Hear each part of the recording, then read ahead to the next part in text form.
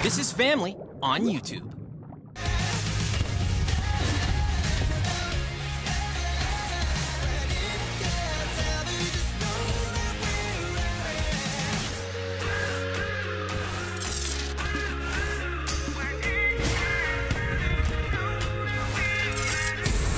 I'm Jennie Pappas. And I'm Alexandra Beaton, and we're from The Next Step. We're also the hosts of this year's Family Channel stand-up tour, which traveled to 4 schools all across Canada to promote bullying prevention.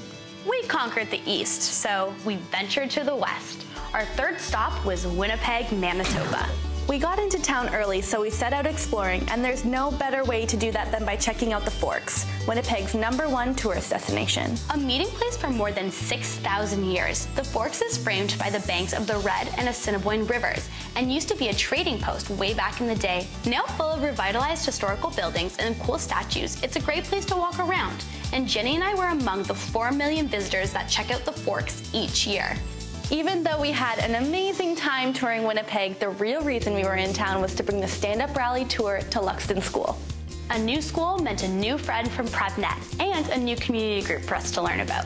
Rihanna Holter-Ferguson of the Red Cross's Beyond the Hurt program shared her personal story about bullying at the rally and how she overcame people's hurtful words and actions to become a leader and help others.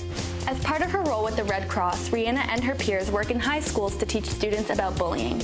They use lots of interesting activities that make you see situations from different people's perspectives. Because you have the chance to put yourself in someone else's shoes, this is a really cool way to see how both the bullies and the victims feel. We were invited to participate in a Beyond the Hurt training session with a group of older students that talked about how people with power can contribute to bullying, but more importantly, how they can prevent it. How did you guys feel when people labeled you? Not good. This message went hand in hand with the PrepNet presentation that Wendy Josephson gave. She explained how it's important to tell someone if you're being bullied so they can stand up to it with you and make you feel like you have power too. She also reminded everyone that sometimes the first thing you do might not work, so it's important to keep trying. How about you? Do you want the bullying to stop? At the end of the day, one of the most important things to remember is that you can always turn to your friends and family for support. Knowing someone else understands what you're going through makes a big difference. This year's stand-up anthem called I'm Ready by 11 Past 1 shares this idea, so we included it as part of the rallies. We had a dance party at each school to show that when everyone is included and sharing their feelings, or in this case dance moves, we are all united. While bullying awareness is a serious topic, we work hard to make sure the rallies themselves are a lot of fun.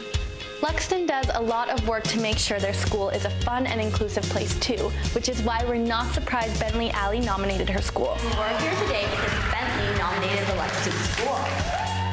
We like to have assemblies where some grade 1 to 3 students make skits about standing up to bullying.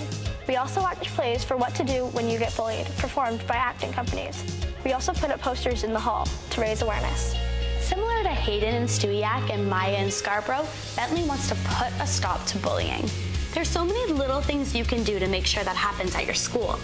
Invite someone to sit with you at lunch, play with someone new at recess, or even talk to someone you don't know very well. You just might make a new friend. Leaving Winnipeg, it felt like we had made 300 new friends. This tour has given us so much hope that bullying will stop in the future.